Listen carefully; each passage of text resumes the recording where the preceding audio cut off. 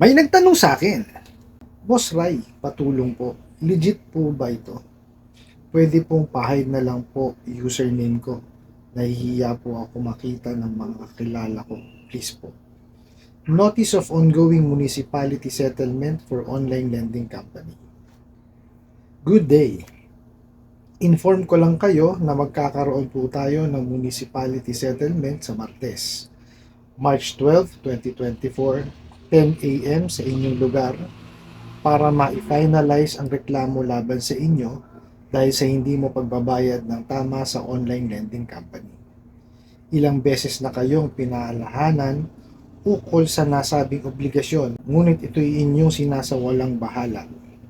Upang maiwasan ng mga ganitong aksyon, maaari kang mag-text o tumawag sa number na ito.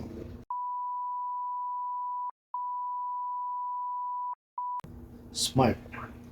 At hanapin si Legal Department. Para sa mabilis na transaksyon, inaasahan namin ang iyong mabilis na pagtugon. Wow! Ang ganda ng initial reaction ko, no? Wow talaga. Okay, bago natin sagutin at himayin itong pinadala nyo sa aking tanong, imbitahin ko muna kayo, no, na suportahan nyo po sana yung aking mga social media account sa YouTube, Facebook, and TikTok. Okay. Ito po, no, sagutin po natin. Sabi ho nila, meron ho daw notice of ongoing municipality settlement for online lending company. Wow. May bago na palang ano ngayon sa munisipyo. Okay po. So, sabi ho nila dito, meron daw ho kayong settlement, no, sa municipality. Okay? Para ma-finalize na raw po yung reklamo laban sa inyo. Kasi sa hindi nyo po pagbabayad nung inyong nahiram sa online lending company. Okay? Hindi ho nila masabi yung pangalan ng online lending apps or yung kumpanya nila. O di po ba? Natakot. Paano ho? Gawa-gawa lang ho nila to. Oh, there's no such thing as municipality settlement po. No? Tumira na naman ho kasi sila eh. Di ba? Hindi ho ganyan ng ano. Kung sa barangay nga ho, hindi ho na sila pinapansin. Di ho ba? Kasi nga ho, naglabas na ho ang Supreme Court, no, ng kautusan, no, na hindi na ho sila maaari pang anuhin, kumbaga asikasuhin sa sa barangay. Di po ba? Kasi malaking kumpanya ho sila eh. Korporasyon sila, o kumpanya ho sila. Di po ba? At bukod ho doon, di naman ho sila residente ng barangay na yun. O tapos ngayon, lumipat naman sa municipality. Anak na ng kamote kayo. Wala na ho ba kayong naiisip na iba pa? Pero magaling kayo, no? Kung ano-ano naiisip nyong kalukuhan, no? Kaya lang, mali-mali eh. O, diba? Hindi umubra sa barangay, aba, dinala nyo sa munisipyo. O, diba? Susunod niya, tingnan nyo, sa governor's office na yan.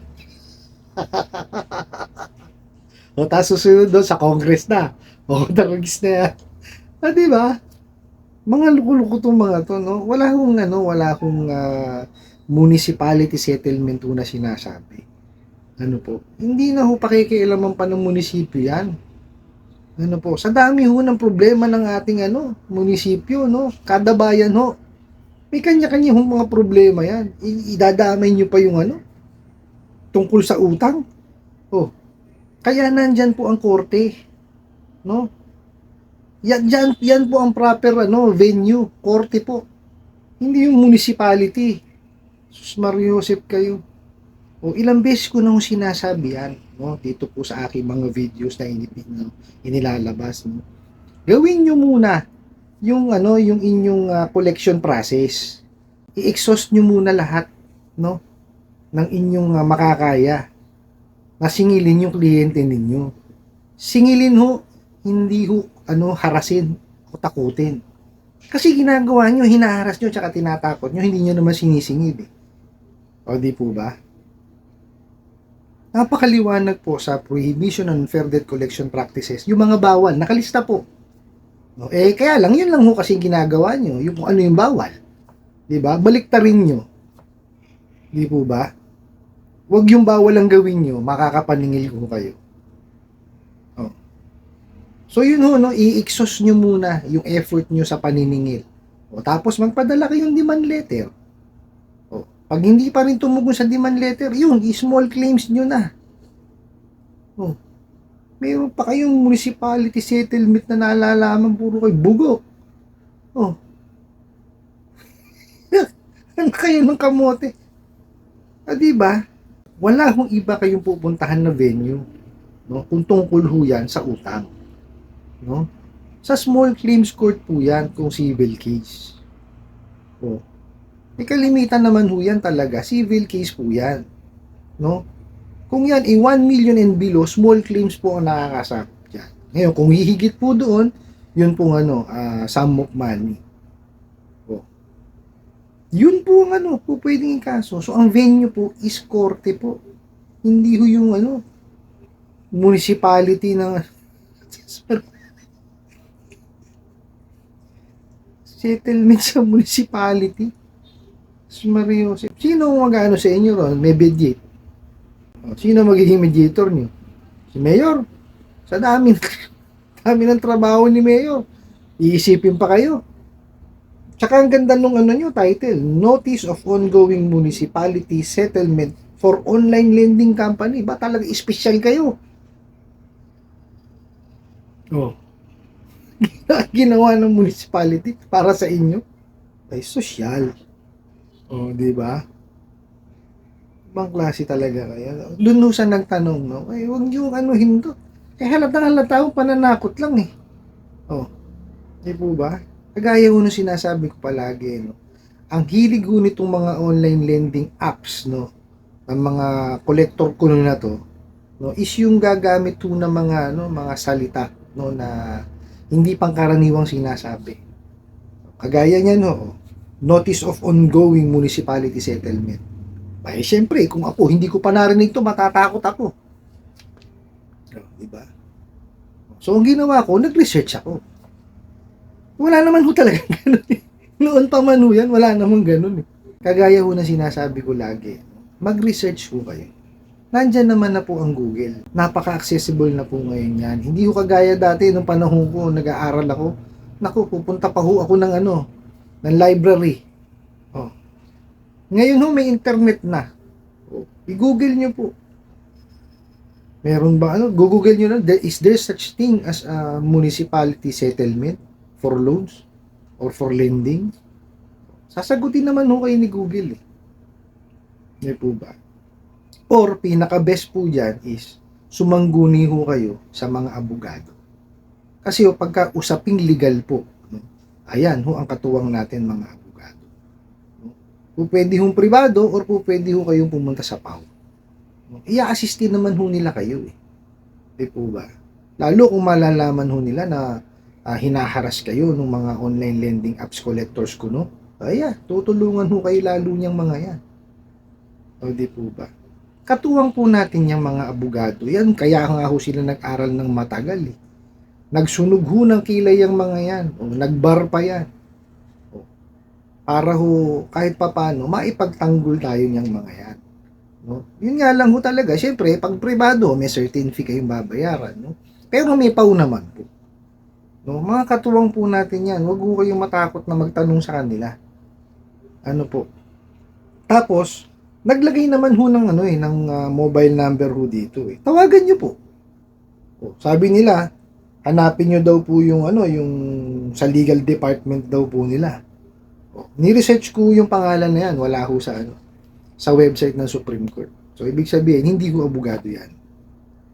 Okay? So inilagay lang nila yung open close parenthesis legal department. Baka ito, it's either a secretary o hindi ko alam, no?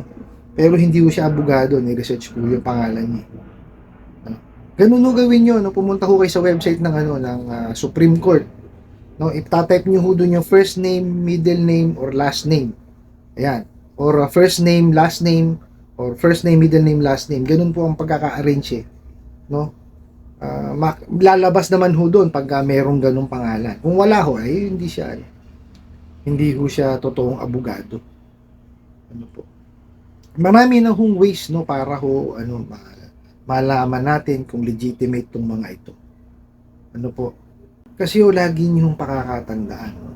Pagka kasi namutawi, no, sa inyong sarili, no, lalo sa inyong isipan, no, yung kanilang mga pananakot, no, at saka kanilang panghaharas, naku walang mangyayari sa inyo niyan, no. Pilitin niyo lumaban, ano po, pigilin niyo po, no, labanan niyo yung inyong anxiety, tsaka yung depression. Alam ko pong mahirap, pero kailangan niyo pong labanan. No, para malabanan niyo po yan, no, kailangan po mag-research kayo. Kasi pagka nauna yung takot nyo, ay wala ho talaga mangyayari. Kasi pag na-research nyo yan, at nalaman nyo yung ibig sabihin o pinadadala nila, tatawanan nyo lang po. Kagaya ho nito, talagang tatawanan nyo ho Notice of ongoing municipality settlement for online lending company. Ginawan ho sila ng sarili nila para sa online lending company. Di po ba? Wala hong ganyan. There's no such thing as municipality settlement. Sino magiging mediator? Di po ba? Tsaka ang venue po, no, para sa mga usaping legal, no, lalo na yan kung sa utang, ang korte po natin. Kaya nga po may small claims court tapos sasabihin nila mayroon pang municipality settlement na nalalaman na ganyan. Para saan pa po yung small claims court? Pinadadali nga po ng ating mga hukuman yung proseso ng settlement sa utang, tapos ganyan. Di po ba? So maling-mali. Okay? So ang sa akin ito isa lang lagi kong nasabihin sa inyo. Yung ito pong responsibilidad na to kailangan niyo pong bayaran. So pag ipunan niyo po siya, no? Tapos bayaran niyo po siya one shot. Okay po? Tapos picturean niyo yung proof of payment po ninyo, no? Or kung yan naman sa online nyo binayaran, no, kagaya yung GCash or Maya, screenshot nyo po. Sabi nyo, email nyo sila. Tapos nakamo ko sa inyo. Tapos wag nyo na silang tangkilikin. No, kasi ang sikreto talaga para matapos na yung mga olan na yan is wag kayong manghihiram sa kanila. Kasi pag wala na ng utang sa mga yan, wala na, titigil na yan. Titigil na yung paghasik nila ng lagim na ganyan. Huwag nyo tangkilikin. No? Kung talagang kinakailangan nyo pong manghiram at gusto nyo madalian din, dun kayo sa mga web-based. No? Kasi ang SEC natin, meron tayong online lending platforms. Okay? Yung online lending platforms po, dalawang klase yan. Yung online lending apps, gumagamit po ng applications, at saka yung mga web-based website lang po ang gamit nila, no? Online din naman po yun, no? Medyo may kabilisan din naman, pero hindi nga lang talaga kasing bilis ng mga online lending apps na nag-a-apply ka pa lang, binibigyan ka na ng pera, no? Basta mayroon kang ID, nakita na GCash or Maya user ka, bibigyan ka na ng pera niyan, no questions asked. Ganyan ka bugok yung mga yan, no? Hindi ko kagaya ng mga online lending na web-based. Yan, pwede ho kayo diyan. Kasi wala hong nakawan ng diyan, impormasyon diyan. Kung lang yung nakalagay dun sa kanilang application form na i-fill outan nyo, no? I-fill out nyo pala. Yun lang bibigay yung information. Tapos kung manghihingi sila ng mga dokumento, yun lang ang makukuha nila sa inyo. No? Saka pag nanghingi ko sila ng reference, talagang sa inyo galing. Hindi yung galing doon sa phone book ninyo. Hindi yung nanakawin nyo. Kasi wala ho silang access doon Kasi nga web-based ho sila di po ba? Pero kung ako tatanungin talaga, doon ho kayo sa mga lending, financing, at lalo na ho sa bangko. Kasi sa kanila malaki-laki ho makukuha ninyo. No? Tsaka mahaba-haba ho termino at kagandahan ho doon, buwan-buwan po ang bayad. No? Hindi yung first 7 days bayad ka na. Paano ka, klaseng utang yun? 'Di ba? Tsaka ini-explain, no? Alam niyo yung obligasyon ninyo. Pwede niyo tanggihan pagka hindi niyo kaya. O pagka hindi niyo kaya siyang bayaran o di kaya ayaw niyo. Pwede niyo tanggihan. Itong mga olan na to, wala. Ibigay na nga sa inyo agad paano pa kayo makakatanggi? 'Di ba? Meron nga na decline na disapprove magtataka, biglang may tumatawag, nagme-message, may utang daw siya. Di ba kalokohan? Basta ho, yun lang ang stand ko. Bayaran niyo po siya, tapos wag niyo na po siyang tangkilikin. Para hindi na ho sila makapaghasik ng kalokohan nila. Ano po? I hope nasagot ko po itong katanungan na to at sana po ay makatulong. Maraming salamat po sa inyong walang sawang pagsuporta at panonood sa aking mga videos. Maraming salamat po sa inyong pag-like, pag-share, pag-comment at pagtatanong. Kunin ko na rin po itong opportunity na to na imbitahan kayo na suportahan ang aking mga social media account sa YouTube, Facebook, and TikTok. Hanggang sa muli po, yun lang.